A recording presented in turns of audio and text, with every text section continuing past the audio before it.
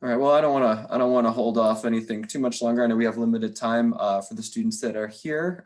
We just had someone else join us. Great. Thank you for joining us for our ongoing Thursday Skills Lab series, which we will be doing throughout the course of the year. And I encourage you, if you enjoy this, to definitely take a look in Handshake and search our upcoming Skills Labs. We're doing different topics every week throughout the quarter, and we're going to continue these into both winter and spring quarter.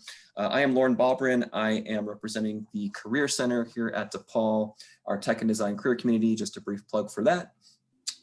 If you have any questions or want to do any follow-up one-on-one advising, we are still doing that both via Zoom and Handshake, which you can schedule via Handshake.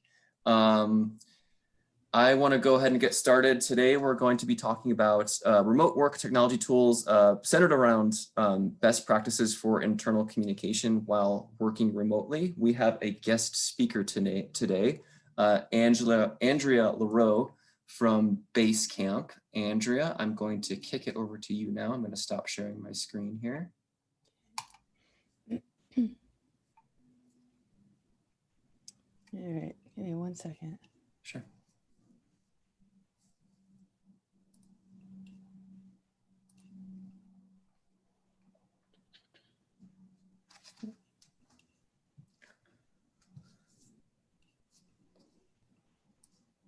All right, is that showing Yep, up? can see that. You got it? Okay.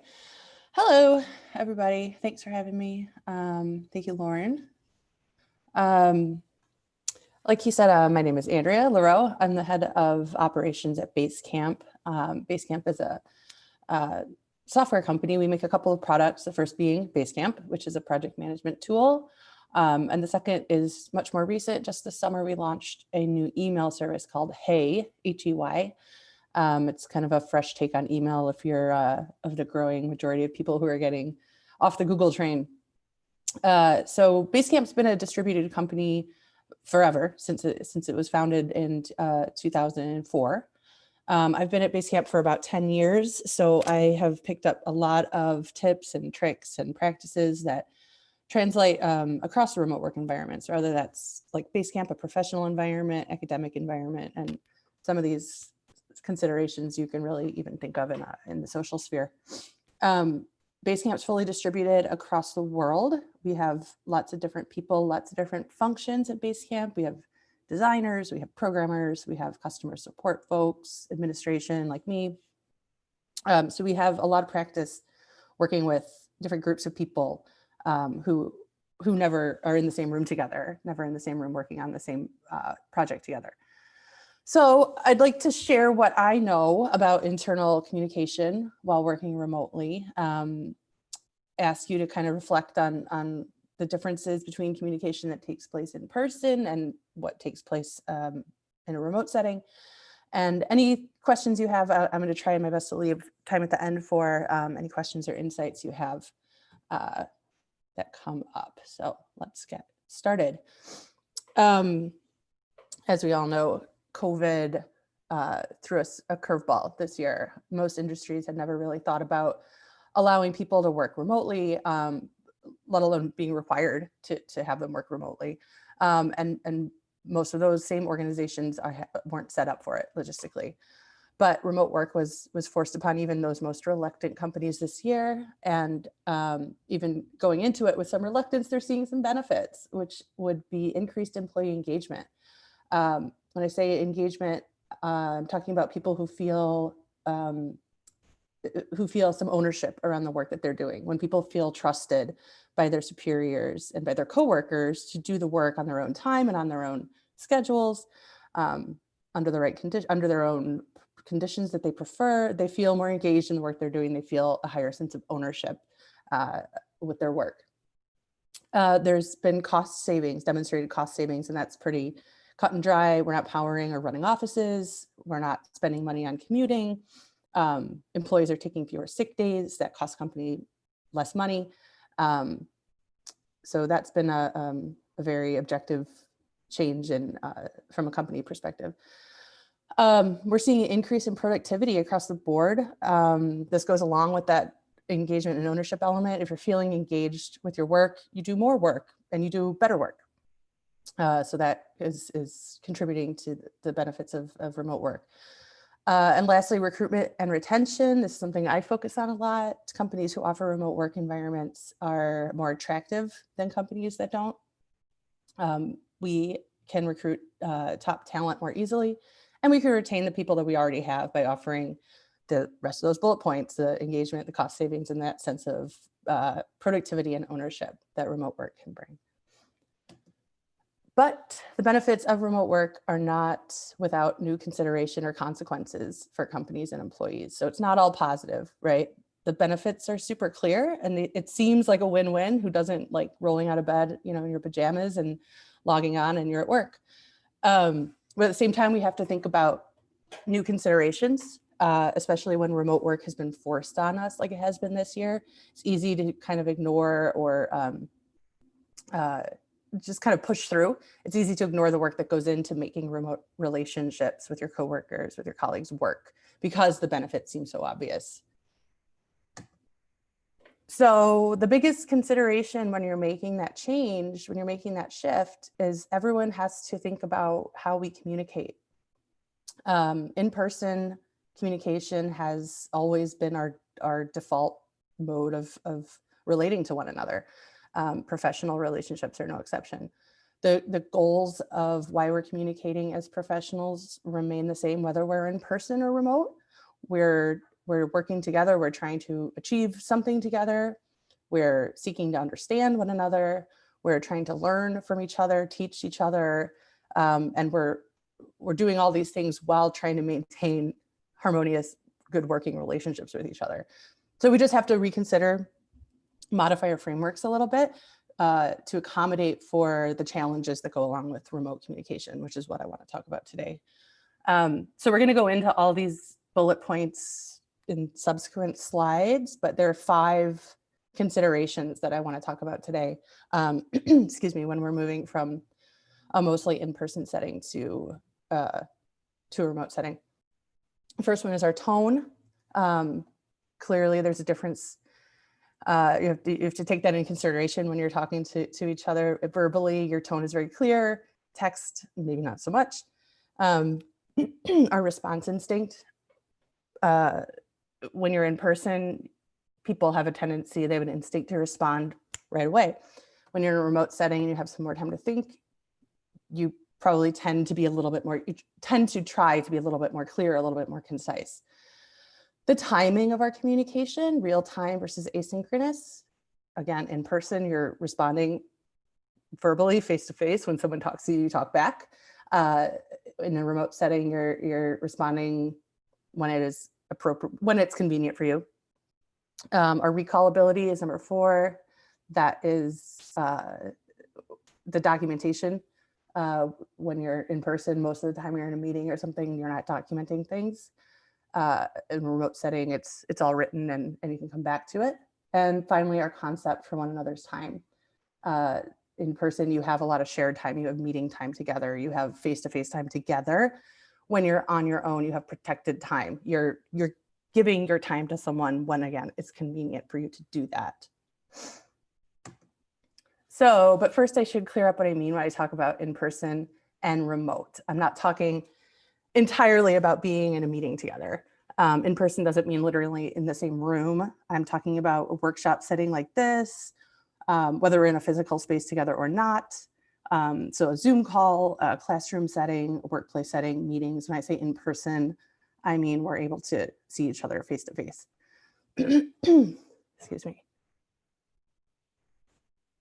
When I say remote, I mean the obvious working from home, of course, or working from like a co-working or coffee shop. But I'm also thinking about remote meeting communication where we don't have that face-to-face interaction. So remote is written communication like email, or working in a project management app like Basecamp with to-dos and messaging, or like MS Teams, or any number of things, Slack, chat, text, any kind of asynchronous written form of communication. So the first bullet point from that slide a couple slides ago, the 5 considerations I'd like to cover when talking about moving from in-person to remote. First is our tone. In person, we have many chances to communicate. Each interaction is just fundamentally lower stakes because of the frequency that we have. We're seeing people in the elevator, at the water cooler, getting coffee. Empathy in writing, intent versus impact, being intentional, being thoughtful about what you're saying, why you're saying it, to whom you're saying it, and then being mindful of the weight that your words carry, for better or worse. When it's in written form, it's permanent, it's there for people to read, it carries more weight, and you have to wield that carefully. So like I alluded to before, we've all misinterpreted the tone of a text or an email. You think someone's mad at you and they're not. When you see people day in, day out, we rely on many hundreds of cues throughout a week to inform our communication approach with them. So this is kind of this first bullet point here. In person, you have lots of chances to communicate. Each interaction carries lower stakes because there's so many of them. So when we have maybe a dozen interactions in written form, in a remote environment, we really have to be extra mindful of the tone. You can kind of correct in an in-person setting, remote, not so much. You have to convey the right tone the first time, and just be kind of consistently and constantly mindful of doing that. And empathy, along with kind of what's the tone you're trying to convey? How's your tone being perceived? How are your words being received? What's on someone's plate that might color their impression of what you're saying? What you're asking of them? What's your intent? And then totally separate from that, what's the impact of what you're saying or what you're asking for someone? So that's like a lot of words. So I wanted to put some examples in here about what that might look like in real life, or how a situation would play out. So example, I haven't spoken to my colleague Jane in a couple of weeks. No reason, it just has not come up. We work well together, just not too often. My boss, David, emails me in a panic that he needs last month's financial report, and Jane is the only person who can give that to me. So considering this situation in an in-person setting versus a remote setting, while thinking about tone, in person, I might walk by Jane's office, ask her how she's doing, kind of roll my eyes and say, David's being a jerk, like, I need the report, can get it when you can. Or maybe I walk by and I notice she's working on something else that looks super complicated, so I don't ask her in the moment. I come back in an hour and ask her then. There's lots of extra information that I might get in an in-person setting that I can't get in a remote setting. So in a remote setting, I have to be aware that I haven't spoken to Jane in 2 weeks. Asking her for something now is probably something she's not expecting. It might not be something she's expecting, so I should ease into it a little bit. Don't just remotely, metaphorically tap her on the shoulder and say, hey, I need this thing from you. Like, what? Wow. So kind of ease into that interaction. I can have a little bit of empathy for what she's working on. I know from experience, because David just demanded something of me, I know that that is not a helpful tone. So I don't know if Jane's busy with something. There's lots of stuff I don't know. I'm acting under a lot of uncertain circumstances. So I might think about choosing my method of asking her as well. Forwarding the email David sent me is probably not a way to go. That's her boss too. So like kind of just considering all these elements to go into what I'm asking her to do, how I'm asking her, and when I'm asking her. Maybe like I have a scheduled call with her the next day and I can raise it then in a setting that makes a little bit more sense and it's a little bit lower stakes. So what do I need? How can I ask for it in a way that's least obtrusive while considering the tone that I'm using in this remote setting?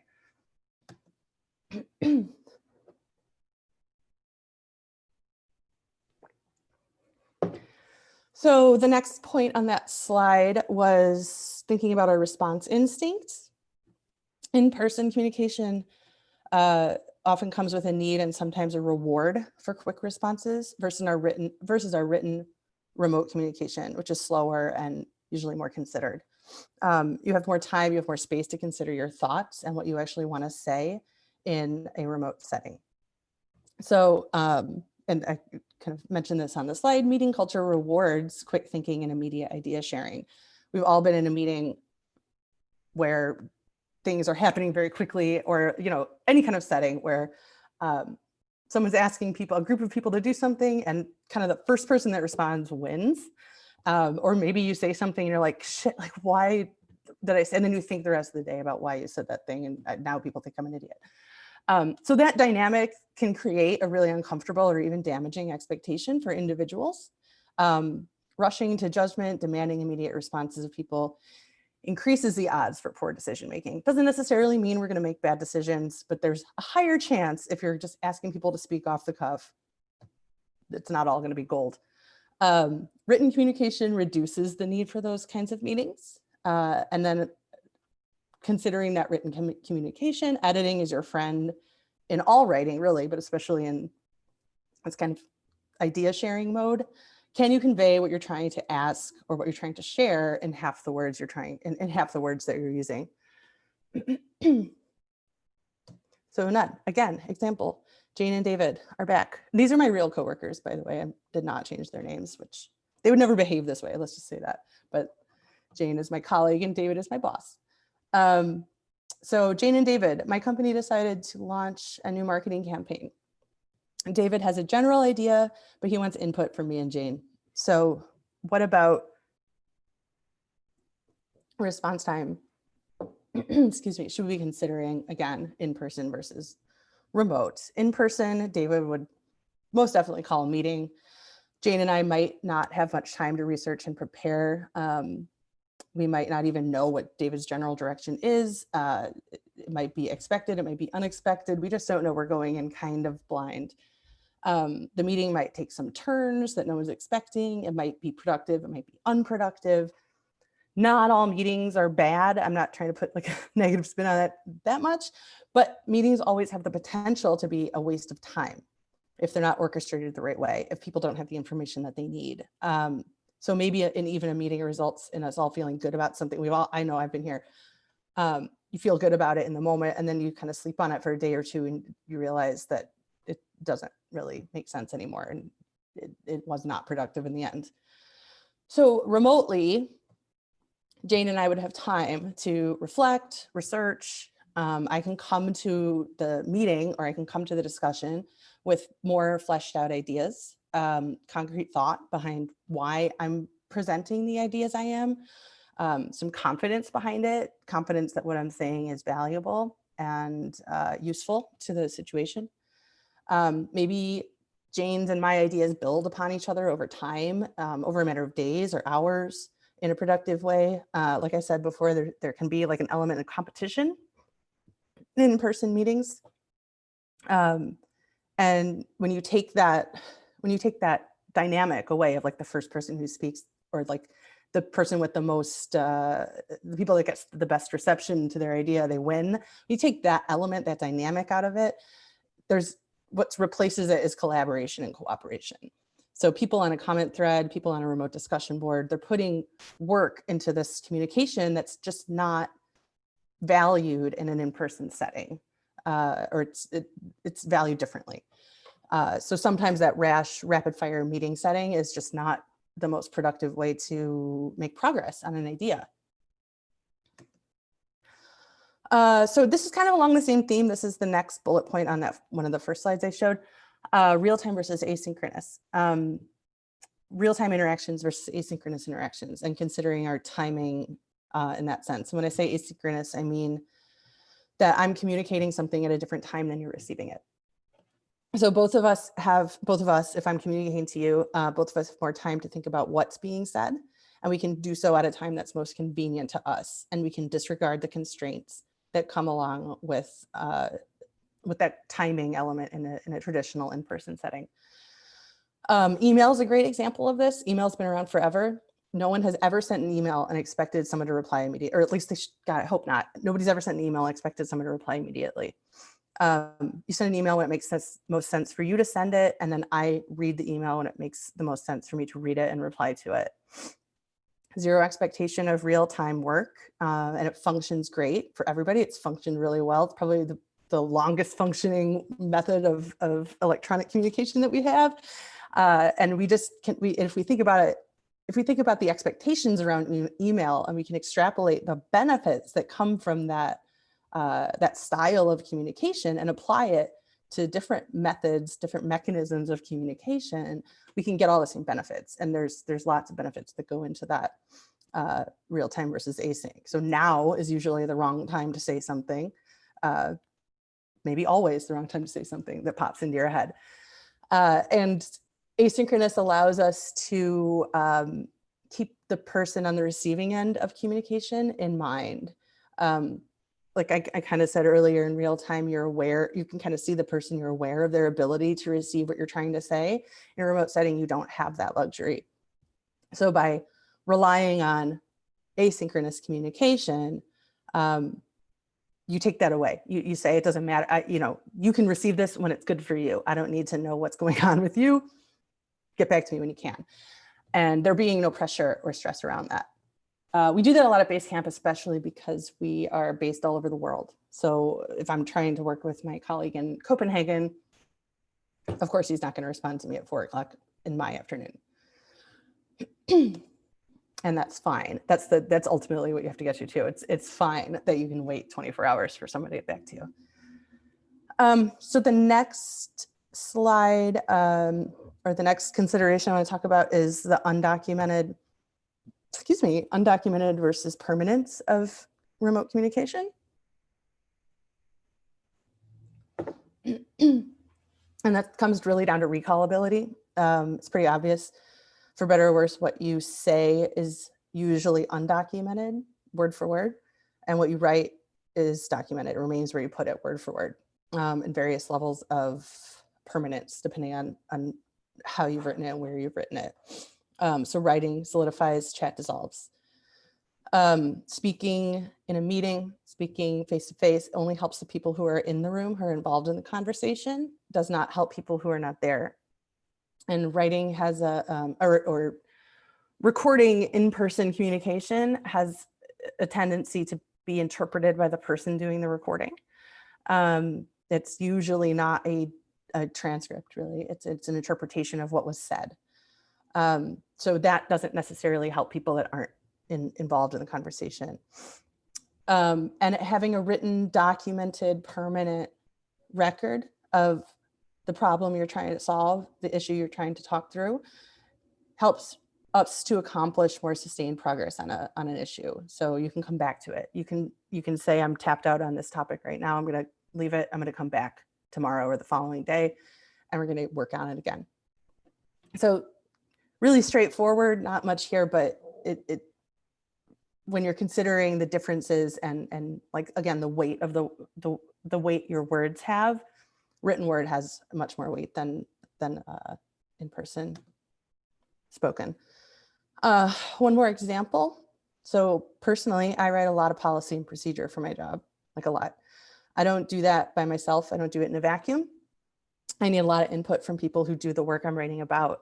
So I talk to managers about how they do performance reviews. I talk to executives about how we're going to administer profit sharing this year.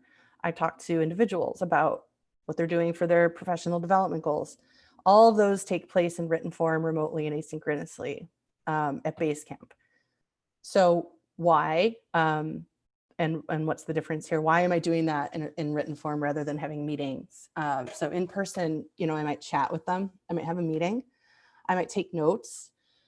But again, what I'm going to take notes on is going to be filtered through my own experiences. I'm going to interpret what they're telling me to a certain extent.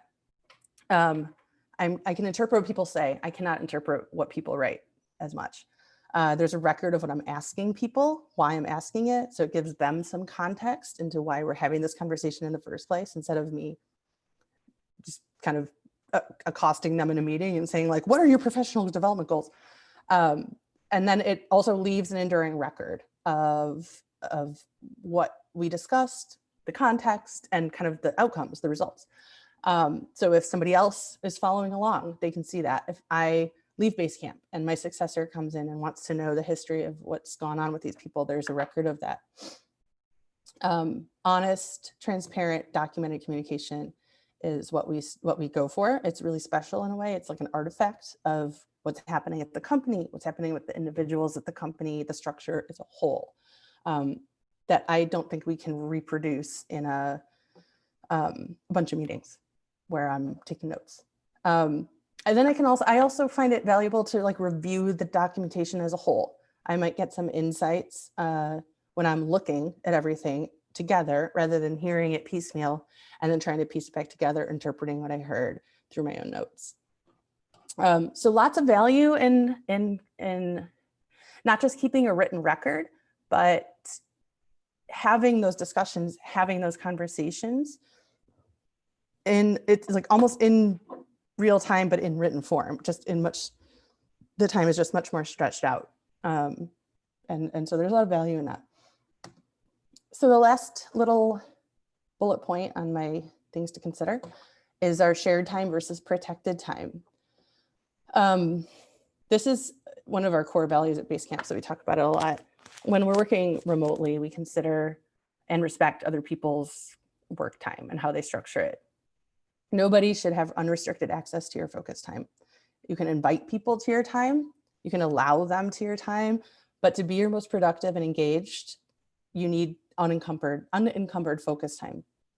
Not all time, like not all my 8 to 5 time should be devoted to collaboration and cooperation time. And remote work provides us a really convenient framework, some structure and some boundaries for enforcing that for ourselves. So our example here is this meeting, this 5 people in a room for an hour is not an hour meeting, it's a 5-hour meeting. So when you're considering making the switch to remote communication or having that as your default, we need to consider if that actual hours lost in focus time for all of those people, that 5 hours is really worth what's coming out of that meeting. And when I think about all the considerations I've just talked about, usually for us, the answer is no, it's not worth that. We want people to feel as engaged and have as much ownership over their work as they can, have this protected time to focus and really have some boundaries set for themselves. So shared time versus protected time is kind of the last point I wanted to make on that. But that's great, but we're doing what I would call face-to-face in-person interaction right now. We're on a video call, you're watching me talk. Asynchronous written thoughtful communication is not a total replacement for face-to-face spoken, sometimes rapid fire communication.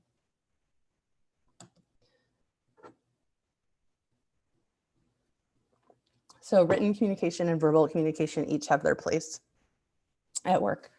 The key is to determine when you should be using some kind of verbal face-to-face in-person interaction versus written. And there's a bunch. A phone call or video call is useful when you're talking about something actually truly urgent. Not talking about like David sending me a panicked email that he needs a financial report. That's not actually an emergency.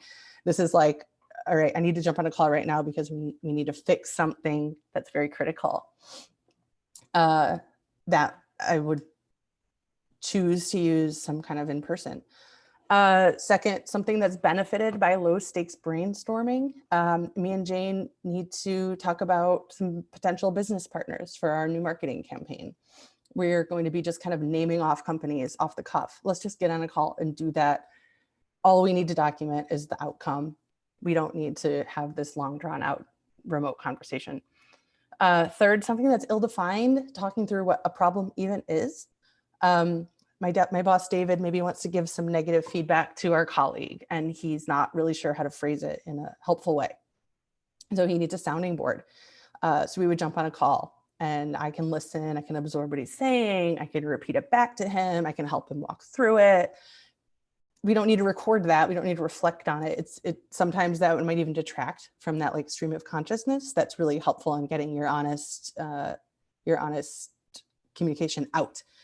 So in that case, I would say, let's jump on a call, let's just talk it through. And then hopefully we would get off and then have somewhere to go forward with something a little bit more considered and slower. Social time on phone calls, relationships matter so much in a remote environment. So maybe I miss Jane. I haven't seen her in 2 weeks. I wonder how her camping trip was that I read she was going on. Those non-transactional, consistent communication touch points are literally the basis for good work relationships. You cannot have an honest feedback relationship without forming a foundational relationship. it takes a lot of work to maintain those and to build those. And that 100% is work, and we would be doing that on a video call. And lastly, private or personal conversations. So someone maybe wants to talk about their professional development. Maybe somebody's on a performance plan. That's not something that's appropriate for remote communication. I have lots of one-on-one conversations about private issues or personal issues. It's not a situation where we would publicly document those or like collaborate on anything. It's just something that needs to be done, needs to be talked about. And then maybe the outcome, again, the outcomes or the action items that come out of that conversation is something that would be recorded and documented and then followed up on in a more methodical manner. So my other boss, not David, Jason Fried, writes, "You cannot not communicate. Not discussing the elephant in the room is communicating. Few things are important to study, practice, and perfect as clear communication." I think that's just a really meaningful, not the meaningful part of the quote for me is not discussing the elephant in the room actually is communicating. You're saying something without even meaning to. So that is it for me. Trying to unshare my screen. Thank you so much, Andrea. That was great. That was so much good information in there. And obviously, remote work is here to stay. It's not going anywhere. Even if once we get back to quote unquote normal, we're still going to be remote for a long time. And obviously, as students here or alumni realize, not only is this applicable to what you'll be doing on the job, but I'm sure what you'll be doing right now on projects for school as well. So it's good to kind of understand and get used to this new normal and how you can best use these tools to your advantage.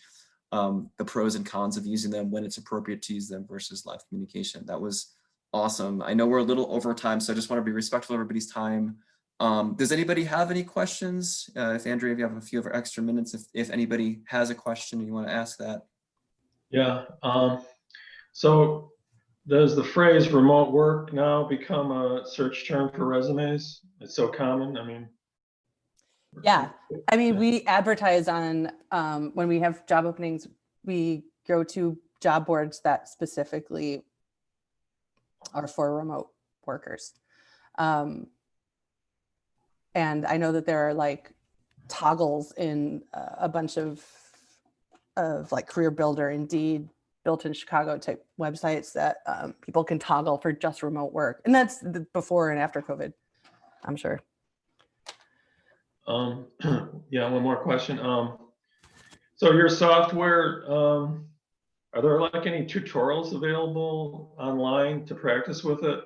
Yeah, tons. Yeah, All right, I can put it in the chat. Okay, thanks. Um, Sometimes that stuff's restricted to purchasers, of the product.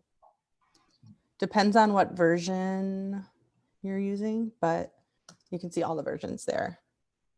And then for Hey, I always forget I have to talk about Hey now too. It's so new. And we will, just so everyone's to know, we'll send all these links as well as the recording link, as well as the slide deck to everybody that attended and registered after as well. So, obviously take this stuff down now, but if you didn't get it, we will be sending it to you afterwards as well. Any other questions? I have a quick question. Sure. How do you kind of compromise and manage with tone, but also being clear and concise? Because I know sometimes shorter messages can convey a more like pressing tone. So are there any like key phrases or words that you would recommend to kind of soften your message? Yeah. I am not a huge believer in softening my tone. I think that can come across as undermining or like I don't want to convey a sense that if I need something, if I want to ask someone for something, I don't want to kind of couch it in soft terms. I want to say I need this in a polite way, right? But like, here's what I need, here's why I need it, and here's when I need it. But like I said, kind of towards the end, those relationships that you have with your colleagues, those need to exist before you can have a transactional relationship. So these transactions that we're making with each other, where I'm asking for something or someone's asking me, that is kind of okay to approach with a level of bluntness or a level of directness, because we have a functional, good working relationship to start from. So it kind of goes hand in hand. If you don't know somebody, of course, you're more inclined to soften your language a little bit. If you know somebody, they know you, they trust that you're asking with the best of intentions, and vice versa, you can kind of just get shit done. Sorry. Totally. That totally makes sense.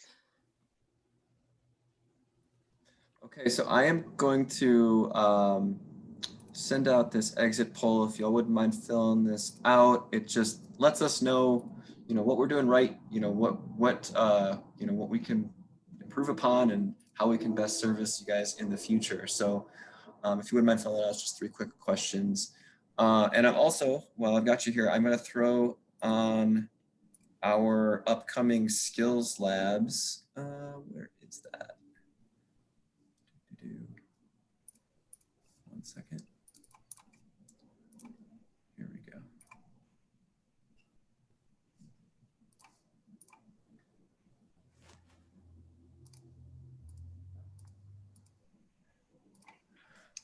These are our upcoming skills labs throughout the rest of the quarter. Next week, resumes for media and entertainment.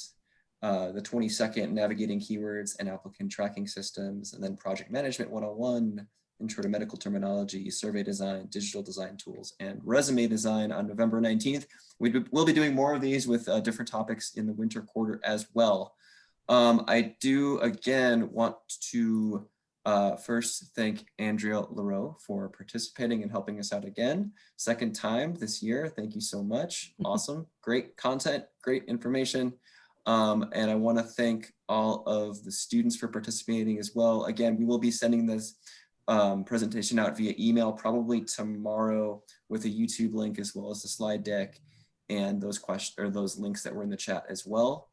Thank you so much, and we hope to see you next week. Have a great day, everyone. Take care. Bye-bye.